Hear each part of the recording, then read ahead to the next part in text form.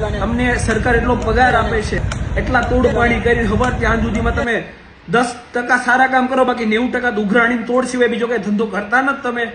તો આ તોડમાંથી તમારું પેટ ભરાતું નથી તો તમારે 500 ના મફતના ફિરકા લેવા પડે છે. અને 500 ના મફતના ફિરકા તમને ના મળે, તમારા દલાલો જે તમને ઉઘરાવી તમારું પેટ ભરે એ ફોન કરે એટલે ડાયરેક્ટ પોગી જવાનું, દાદાગીરી કરવાનું. સુરત તમારા બાપનું છે, વરાછા તમારા બાપનું છે, સરથાણા તમારા બાપનું છે. સાલા લુખાઓ ગાડીઓ લઈને નીકળી પડો. જે સલાઓ જે ગાડીઓ લઈને જાઓ ને એ અમારા ટેક્સના પૈસામાંથી આવે, એમાં પેટ્રોલ એ અમારા ટેક્સના પૈસામાંથી ભરાય, અને અમારા ટેક્સના પૈસા વાપરીને અમને જ હેરાન કરવાનો ધંધો કરો સાલા લુખાઓ.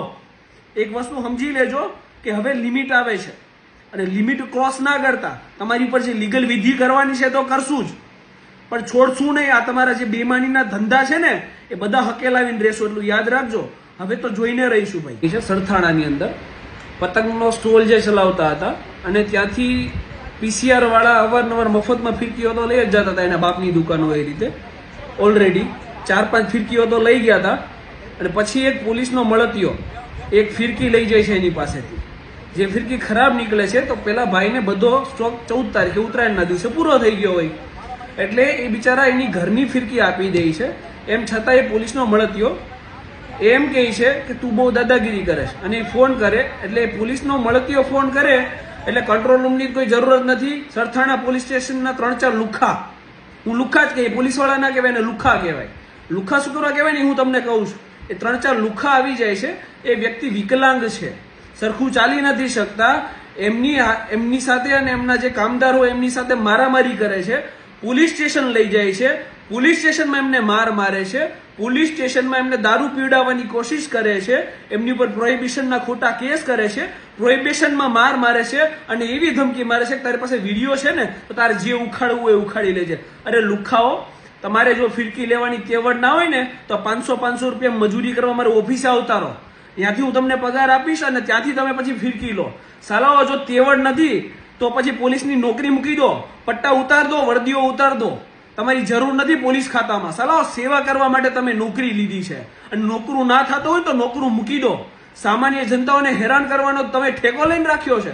સાલાઓ સેવા તો કરી નથી શકતા, અને જે વ્યક્તિ પોતાના પ્રાઇવેટ પ્લોટની અંદર જે ઉત્તરાયણનો સ્ટોલ બનાવે છે ત્યાંથી મફતમાં ફિરકાની ઉઘરાણીઓ કરો છો, અને પછી લુખાગીરી અને દાદાગીરી બતાવો છો, તમારી જાતને સમજો છો શું?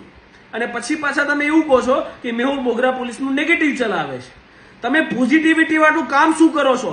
150 ને 500 રૂપિયાના ફિરકા માટે 4 ગાડીઓ લઈને પહોંચી જાવ છો. સાલાઓ કોકની ઘરે ચોરી થઈ હોય, કોકનું કંઈક નુકસાન થયું હોય, પોલીસમાં કંટ્રોલ રૂમમાં ફોન કરે તો અડધી કલાકે પહોંચો છો, અને આવા લુખ્ખા ફોન કરે ત્યારે 4 ગાડીઓ લઈને પહોંચી જાવ છો, અને સામાન્ય જનતા હારે મારામારી કરો છો, અને ઉપરથી એવી ધમકી મારો છો કે ભાઈ વિડીયો છે, જે ઉખાડવું હોય એ ઉખાડ લેજે. સાલાઓ સિસ્ટમમાં નથી. જો સિસ્ટમ હોય તો તમને ઉખેડીને તમારા ઘરે બિસ્તરા પોટલા હાથે ફેંકી દઈએ, એટલી અમે ક્ષમતા રાખીએ છીએ, અને એકેયને છોડવાના નથી.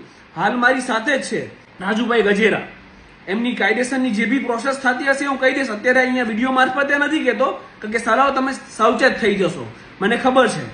એટલે તમે ભલે પોલીસ સ્ટેશનમાં દારૂ પીવડાવ્યા હોય, તમે પોલીસ સ્ટેશનમાં ભલે એમને માર્યા હોય, તમને એવું લાગતું હોય કે અમે સર્વા છીએ, અમારી ઉપર કોઈ નથી, તો એ ભૂલી જજો. ન્યાયતંત્ર છે, ન્યાયતંત્રના ભરોસે બેઠા છીએ, અને અમે એમને ન્યાય અપાવીને રહીશું. સાલાઓ હોમ મિનિસ્ટ્રીમાંથી કઈ કામ થાય મને ખબર નથી પડતી કે હોમ મિનિસ્ટ્રી શું કરે છે. આમના નંગા નાચ ચાલે છે અત્યારે સિટીની અંદર.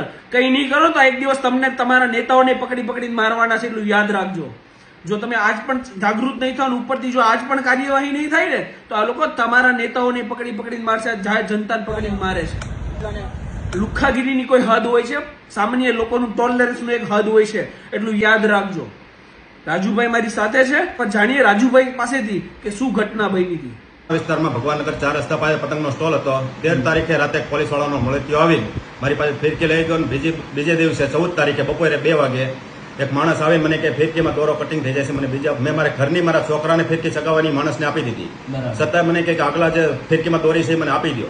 મેં કીધું ભાઈ નો નીકળે, તમે આપું છું લઈ જાઓ, મારે પૈસા નથી જોતા.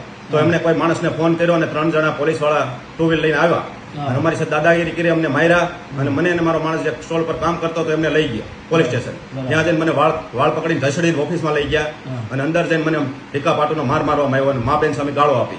અમારા માણસને પણ 4 જણા થઈને બહુ માર્યો છે. બરાબર અને વિડીયો એમ કીધું જે પણ વિડીયો હોય તારે વાયરલ કરી દેવાનો, અમે કોઈથી બીતા નથી. બરાબર આવી ઘટના બની. ઓકે. અને તમારે વિકલાંગતા છે ને? હા, હું અપંગ છું, છતાં મને અહીંયા રોડ જાહેરમાં જ માર્યો હતો. બરાબર છે. અને તમારી પાસેથી ફિરકાઓ લઈ જાય છે અવારનવાર હા, મફતમાં? 7-8 ફિરકા લઈ ગયા. રાતે PCR વાળા આવ્યા હતા. હા. બધા કોઈ ફિરકા લઈ ગયા છે બધા. ઓકે. અને કોઈ પાસેથી પૈસા કોઈ આપ્યા નથી. ઓકે. અને તમને માર મારવામાં આવ્યો ભાઈ? હા, મને મારવામાં આવ્યો. ઓકે. કેટલો માર મારવામાં આવ્યો તમને? બહુ લાફા છપાટું બહુ મારી વાળ પકડીને મારો, પછી હમ. ગાળો દીધી. ઓકે. પોલીસ મા બેન સ્ટેશનમાં તમારી સાથે કઈ કરવામાં આવ્યું? પોલીસ સ્ટેશનમાં શું? આ પોલીસ સ્ટેશનમાં મને સાઈડમાં બેસાડી હા. અને કંઈક ઓલો અઠ્ઠા જેવું આપણે ખોખા જેવું હતું, હા. બરોબર, આપણે ફ્રૂટી ટાઈપ, હા. એ મને પરાણે જબરદસ્તીથી પીવડાવ્યું. બરાબર. બરાબર. પછી મને મશીન વડે ફૂંક મરાવે, બરાબર. એટલે તમને દારૂ પીવડાવ્યો ટૂંકમાં? પીવડાવ્યો દારૂ અંદર. પીવડાવી અને પછી દારૂનો ખોટા કેસ બનાવ્યા તમારી પર. અને- બળજબરીથી બહુ માર્યો. પછી મને કહે પી ન કરી કે હજી મારશું. બરાબર. તો હું ડરી ગયો. ડરીને પછી મેં પીધું, બરોબર.